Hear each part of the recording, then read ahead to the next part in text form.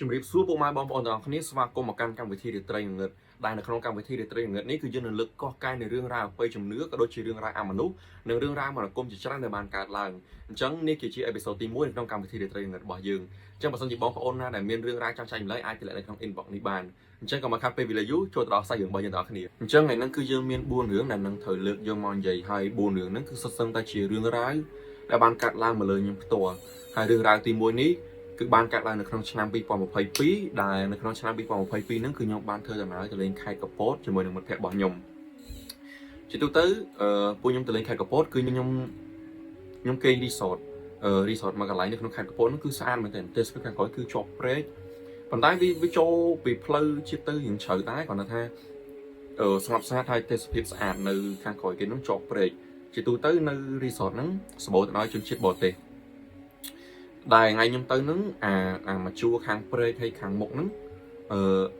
ខាងបរទេសគេកក់ហើយប៉ុន្តែដល់ពេលពួកខ្ញុំទៅមានតែជំរើសចុងក្រោយគឺគេនៅរៀងខាងរៀងក្រោយតិចដែលជាប់ជាមួយនឹងចការស្វាយរបស់គេប៉ុន្តែទៅអត់ដងអត់មានបញ្ហាទេថ្ងៃហ្នឹងគឺវាចម្លែកខុសធម្មតាគ្រាន់តែទៅដល់ទុកអីវ៉ាន់ហើយរៀបចំងូតទឹកដើម្បីរៀបខ្លួនទៅក្រៅហ្នឹងណាថ្ងៃហ្នឹងគឺចម្លែកហ្មងគឺក្នុងបន្ទប់ទឹកហ្នឹងគឺសុទ្ធតែខ្មុំច្រើនមែនទែនខ្មុំច្រើនហ្មងហើយពួកយើងក៏អត់ចាប់អារម្មណ៍តែយើងគិតថាវាជារឿងធម្មតាអញ្ចឹងណាក៏ចាប់ផ្ដើមនាំគ្នាដេញខ្មុំហ្នឹងទៅបោកទ្វារបោកប្រអួចដេញខ្មុំមិនចេញធម្មតាអញ្ចឹងណាអត់មានរឿងអីពេលថ្ងៃប៉ុន្តែគាត់ទៅចូលដល់ពេលយប់ក្នុងកំឡុងដូចជាម៉ោង3តាមខ្ញុំចាំស្រាប់តែលឺសលេងឆ្កែលូពេញភូមិលូនៅក្នុងចការស្វាយហ្នឹងនិយាយទៅនៅក្រោយហ្នឹងនៅក្រោយឡែងខ្ញុំគេងហ្នឹងមានចការស្វាយមួយយ៉ាងធំដែរហើយមានទាំងអ្នកភូមិដូចជាមួយពីរទេប៉ុន្តែឆ្កែលូពេញភូមិហើយក៏ម្លងពេលដែលលូហ្នឹងក៏មានសលេងមួយធ្ងោបែបលឺឡើងទៅហឹងហ្មងហើយឆ្កែគឺទៅពីលូអាសលេងហ្នឹងគឺទៅធ្ងោហ្នឹងទៅហើយពួកខ្ញុំនេះរួញចូលគ្នាហើយកលុំភួយរួញចូលគ្នាអូ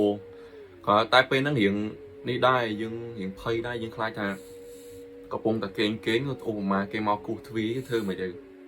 ពួកខ្ញុំសើក្វេងហ្នឹងវាគ្រាន់តែជារឿងទី1ដែលគ្រាន់តែកំដៅបរិយាកាសរបស់យើងទេហើយសម្រាប់រឿងទី2នេះបានកើតឡើងនៅក្នុងខេត្តសៀមរាបម្ដងតាមដែលខ្ញុំចាំគឺកាលហ្នឹងដូចជាខ្ញុំមានថ្នាក់ទី9ទៅប្រឡងឌីប្លូមជាប់ឯង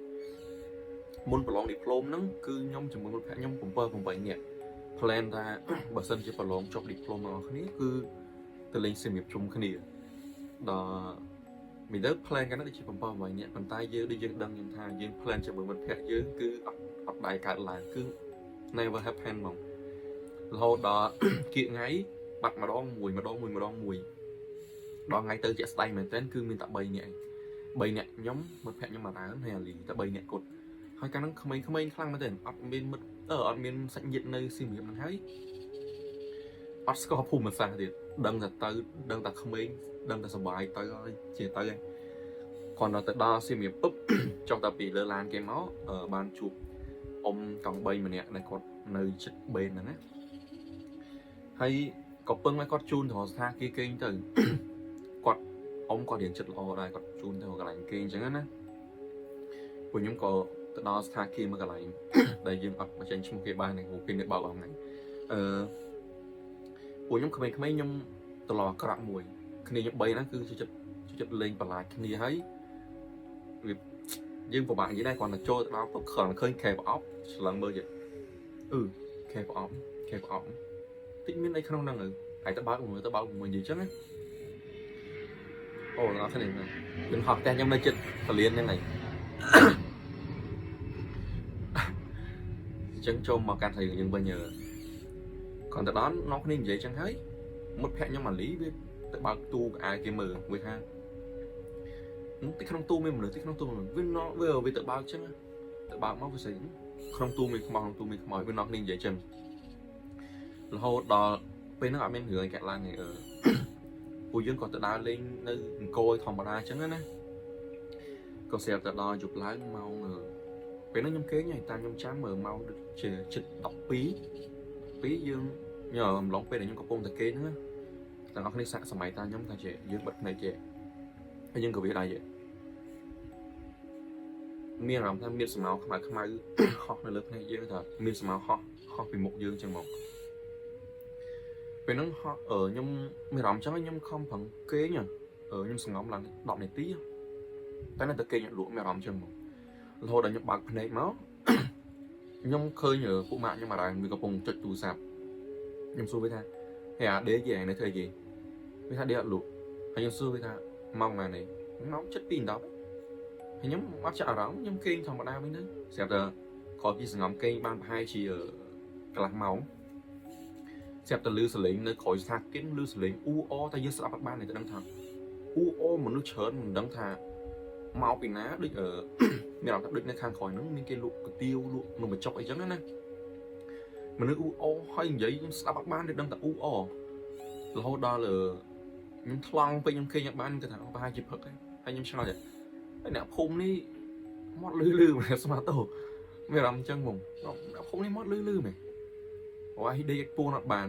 ដល់ពេលហើយបានប្រហែលជាមួយសន្ទុះស្រាប់តែលឺមន់ងាវលឺសលេងមន់ងាវខ្ញុំគិតថាប្រហែលផឹកមែនតើយើងលឺសលេងគេទិញនំបញ្ចុកទិញអីមន់ងាវតែអ្នកនរគ្នាដឹងអត់ខ្ញុំបើកភ្នែកមកគឺមេឃនេះល្ងឹតឡើយហើយខ្ញុំទាញទូរស័ព្ទមើលម៉ោងទៅ12ជាង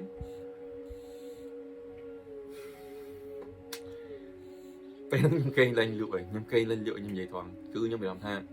គេឲ្យយើងគេងហ្មងហើយគេចាប់ផ្ដើមលេងយើងហ្មងឥឡូវគិតមើលគេងមានអីហោះកាត់ពីលើមុខយើងចេះហើយម៉ោង12កន្លះមានសលេងមន់ល្ងាវមានសលេងគេតិចនឹងបញ្ចុកនៅខាងក្រោយស្ថាគារឥឡូវគិតអានេះយើងអាចបន្តបានដែរវាមកពីពួកខ្ញុំដែរខ្ញុំលេងរៀងលើសដែរអញ្ចឹងពេលដែលទៅដល់ហ្នឹងប៉ុន្តែអត់រៀងទេថ្ងៃដែលចេញពីស្ថាគារខ្ញុំមួយរើទៅបើកពូកមើលហើយស្អីថាខ្មោចហើយមករត់ចេញពីស្ថាគារហ្នឹងមកអញ្ចឹងនេះជារឿងទី2វារៀងរន្ធត់បដាហើយអញ្ចឹងចូលដល់រឿងទី3រឿងទី3ហ្នឹងទើបតែកើតឡើងនៅឆ្នាំ2023កាលនោះខ្ញុំនៅថតដូចជាចាប់ម៉ោង10ថតចាប់ម៉ោង10អញ្ចឹងខ្ញុំនៅញ៉ាំអីត្មងហើយម៉ោង11ហើយខ្ញុំថតនោះគូសៅ2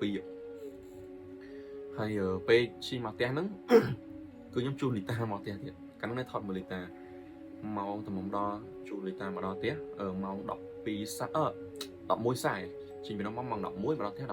ដល់លីតាហើយខ្ញុំចេញទៅពីផ្ទះលីតាមកខ្ញុំជិះមកផ្ទះខ្ញុំមកខ្ញុំជិះឆ្លងស្ពានអាកាសមួយចឹងណាសលេងយន្តហោះទេចាំវាបាក់ដែរយើងនៅជិតយន្តហោះចឹងវារំខានយើងចុះស្អីយើងវិញខ្ញុំជិះឡើងលើស្ពានហ្នឹងណាខ្ញុំជិះត្រង់ជិះអញ្ចឹងខ្ញុំក្លែងមើលកញ្ចក់ចេះពូត្រឡប់ខ្ញុំជិះខ្ញុំមើលក្រោយខ្ញុំខ្លាចមានឡានមានអីពីក្រោយមកស្រួលយើងគេចុះទៀតណាកំឡុងពេលដែលខ្ញុំងាកមើលកញ្ចក់ហ្នឹងណាគឺខ្ញុំឃើញក្មេងស្រីម្នាក់បើតាខ្ញុំស្មានល្បាក់អាយុចាប់អាយុចន្លោះ10ឆ្នាំទៅ12ឆ្នាំតោះគ្នាម្នាក់ក្មេងស្រីម្នាក់ហ្នឹងជិះអោបចង្កេះខ្ញុំពីក្រោយដែលខ្ញុំឃើញក្នុងកញ្ចក់ហ្នឹងណាខ្ញុំចាំភិនភាកមកដល់រាល់ថ្ងៃគាត់ពាក់អាមួកគ្នាយើងដែរមើលរឿងអាពាក់មួកសុវត្ថិភាពអាមួកហ្នឹងពាក់ហើយតម្លាក់សក់មកមុខទៀតអត់ឃើញមុខឯឃើញតែសក់ហើយឃើញមួកហ្នឹងមួកបោះកាឈូកហើយក្មេងស្រីហ្នឹងពាក់ឈុតគេងយប់បោះផ្ទៃមេឃខ្ញុំចាំច្បាស់ហ្មងមួកបោះមួកបោះកាឈូកអាយគេងយប់បោះផ្ទៃមេឃហើយតម្លាក់សក់មកទៀតហើយអោបចង្កេះខ្ញុំពីក្រោយដែលខ្ញុំមើលឃើញក្នុងកញ្ចក់ហ្នឹងណាអូគឺសបល់វាទៅកាត់ឡើងលឿននេះវិញឃើញក្នុងហ្នឹងណាខ្ញុំគាត់តែឃើញខ្ញុំងាកមកជិះអត់ឃើញមើលកញ្ចក់ខាងនេះអត់ឃើញគាត់តែខ្ញុំឃើញតែប៉ុណ្្នឹងហើយនិយាយទៅឃើញតែមកកញ្ចក់មកផ្លេតហ្នឹងមកពេលងាកមកជិះបាត់ខ្ញុំព្រឺសបល់ខ្ញាក់ខ្ញុំសុទ្ធមកដល់ផ្ទះហ្មងខ្ញុំលែងហ៊ានមើលកញ្ចក់ហើយទោះខ្ញុំត្រូវឆ្លងញ៉ាំមើលកញ្ចក់ដែរខ្ញុំចិត្តងាកក្រោយទៅចៃអត់មានឡានតូខ្ញុំបត់ទៅពេលហ្នឹងយប់ស្ងាត់ហ្មងកាលហ្នឹងស្ងាត់អត់មានមនុស្សទេហើយវាជាបទពិសោធន៍មួយរឿងពីរមុនគាត់តែលឺសលេងលឺអីណានេះគឺខ្ញុំឃើញផ្ទាល់ហ្មងហើយមកដល់ផ្ទះខ្ញុំប្រាប់ម៉ាក់ខ្ញុំអីចឹងទៅ sạch láng còn sôi tật ảo gì trong từ hay trong đó hướng tí mấy bạn sai một hướng nắng cả anh du ơi tăngពីឆ្នាំ2020គឺទៅវា5ឆ្នាំហើយកាលហ្នឹងខ្ញុំសុំឲ្យខ្ញុំធ្វើការជាមួយដល់ហើយគាត់ក៏ហៅខ្ញុំទៅស្រុកទៅតែខ្ញុំអត់ទៅគេងតែគាត់ឲ្យយប់ដំបូងហ្នឹងខ្ញុំមកគេងតែអ៊ំខ្ញុំមួយទៀតដល់ពេលហើយពេលដែលខ្ញុំគេងតែអ៊ំខ្ញុំមួយទៀតហ្នឹងណាគឺខ្ញុំទូទៅខ្ញុំអត់សូវទៅស្រុកប៉ាខ្ញុំទេយូរខ្ញុំទៅម្ដងហើយផ្ទះអ៊ំខ្ញុំក៏ខ្ញុំអត់សូវបានគេងហើយលើហ្នឹងខ្ញុំទៅគេងអត់មានបានសុំអីទាំងអស់យើងដូចជាមនុស្សមួយដែលផ្លែកមុខផ្លែកមុខអញ្ចឹងធម្មតាទូទៅសាច់ញាតិក៏មានអារម្មណ៍ថាវានេះដែរពិបាកដែរពេលដែលខ្ញុំគេងខ្ញុំតាមខ្ញុំចាំម៉ោងដូចជាម៉ោង2ជាងខ្ញុំម្លងពេលដែលខ្ញុំកំពុងតែគេងហ្នឹងណាវាអាចថាពាក់កណ្ដាលយកសពពាក់កណ្ដាលមែនតើខ្ញុំគឺមានមនុស្សស្រីម្នាក់អង្គុយនៅលើធ្នឹមផ្ទះមនុស្សស្រីម្នាក់ពាក់ឈុតបុរាណណាយើងខ្ញុំអត់ស្គាល់អ្នកឈុតដូចអ្នកលបាំតិចអីតិចមិនហ៎ដឹងតែឈុតបុរាណអង្គុយនៅលើធ្នឹមផ្ទះតែដូចខ្ញុំប្រាប់ចឹងពេលហ្នឹងគឺពាក់កណ្ដាលយកសពពាក់កណ្ដាលមែនតើពាក់ឈុតចឹងហើយអង្គុយលើធ្នឹមផ្ទះហើយមុខទាំងអស់គ្នាមុខសិតតែឈាមអាលេះអាលួយអូស្មោះទោះអូនពើសបល់ទេមុខឡើងអាលេះអាលួយហើយភ្នែកធ្លាក់លៀនមកក្រៅអូយពើសបល់អង្គុយនៅលើធ្នឹមផ្ទះហ្នឹងហើយមើលមកខ្ញុំចេះហើយស្រីច្អល់ហើយស្រីថាចេះចម្រាញ់ស្កត់វាស្រីចឹងស្រាប់ទៅហើយលោបពីលើធ្នឹមផ្ទះមកស្កត់ខ្ញុំយកមកហើយពេលហ្នឹងទាំងអស់គ្នាណាគេដែលធ្លាប់ខ្មោចស្កត់ដឹងហើយថប់ធងហើយពិបាកដកថោមហើយរើអត់រួចទេពេលនេះគឺរើអត់រួចទេហើយភ្នែកបើកប៉ុណ្ណេះហើយអាម្លងពេលដែលខ្ញុំបើកហ្នឹងណាគឺខ្ញុំឃើញហ្មងអើយទាំងអស់គ្នាគឺមុខម្នាក់ស្រីហ្នឹងឡើងអាលេះអាលួយហ្មងអូស្កត់ពីលើហើយមុខទល់មុខឡើងខ្ញុំឃើញភ្នែកឡើងលៀនហើយខ្ញុំប្រឹងរើដល់ថ្នាក់ខ្ញុំរើអត់រួចខ្ញុំជេរខ្មោចខ្ញុំជេរគឺខ្ញុំជេរក្នុងចិត្តហ្មងតែរើអត់រួចទេហើយខ្ញុំចាំឈើខ្ញុំក៏ធ្លាប់ប្រាប់ខ្ញុំថាបើសិនជាខ្មោចស្កត់រើបានត្រឹមតែមេដៃមេជើងក៏លែងអីដែរខ្ញុំប្រឹងមែនទេខ្ញុំប្រឹងវាថានេះតាំងស្មារតីហ្នឹងហើយតាំងស្មារតីឲ្យនឹងហើយខ្ញុំខំកម្រើកបានមេជើងមួយនៅតែអត់តន់នេះនៅម្ដងថប់អញ្ចឹងដូចនៅសកត់យើងឡើយដល់ពេលកម្រើកបានម្រាមជើងមួយទៀត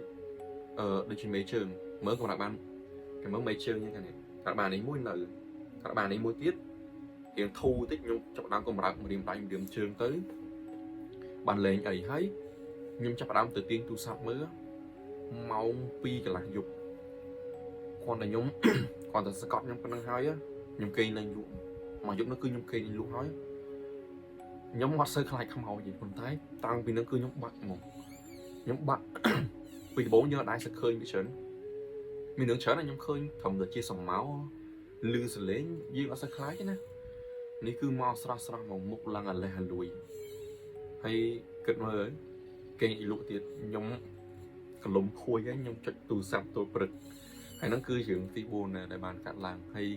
ស្អីយើងក៏មានតែប៉ុណ្្នឹងដែរអញ្ចឹងបើសិនជាបងប្អូនណាដែលមានរឿងរ៉ាវចង់ចែកម្លែក